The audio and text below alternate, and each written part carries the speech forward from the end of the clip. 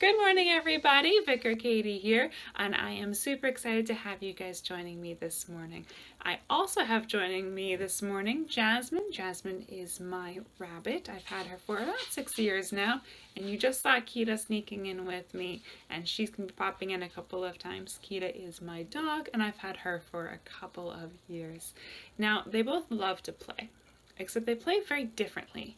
Jasmine really likes to play by sniffing and exploring and chewing on things, and sometimes she'll take one of her little toys or her food dish and she'll toss it around a little bit. But she's generally a very quiet player. Kita, on the other hand, she loves to chase her ball, she loves to run after it, she likes to bark, she likes to be a very big and loud dog. And that's very different ways of playing. And yet, when they've lived together for a couple of years, they've kind of learned to play together a little bit. Now, Kita's a lot bigger than Jasmine, and so I have this gate here to help keep Jasmine safe, because Kita could accidentally hurt Jasmine. But even through the gate, they're starting to learn to play together.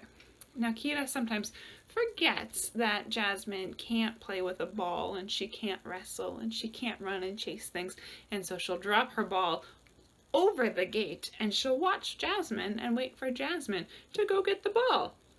And Jasmine just waits patiently because she knows that she can't play with the ball. And then eventually they just kind of relax, and Kita will chew with her ball on one side of the gate, and Jasmine will sit and she'll kind of sniff Kita, and they'll touch noses through the gate, and they make friends. They are friends through the gate, and even though they're very, very different in the way that they like to play with things. The one thing, though, that they both love is they both love carrots, and so sometimes they'll snack together. I'll give a carrot to Jasmine, and I'll give a carrot to Kita, and I'll eat one too, and we'll just all have a little snack together. But isn't that sometimes also the way we are with people? Sometimes we have things that we can all love to do together, like munching on carrots, and sometimes we have a hard time figuring out how to play with people and with kids around us. Sometimes it's hard for us to figure out what we can do together that's safe, that we all enjoy. But when we take the time to find something that we can all enjoy together and that we can all do safely, that's a way of showing God's love. That's a way of loving your neighbor. So even though maybe you like to run and play tag and your friend really likes to just quietly read a book, I bet there's something that you guys can do together that you would have a lot of fun doing.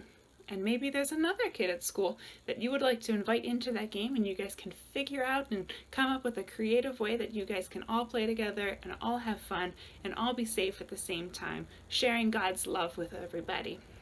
So I want to thank you guys for coming out this morning and joining me, and a special thank you to Jasmine and to Kita for joining me this morning with you guys so that we can talk a little bit about ways that we can share God's love and love our neighbor even when we don't like the same things as our neighbor, and even when we're different from our neighbor.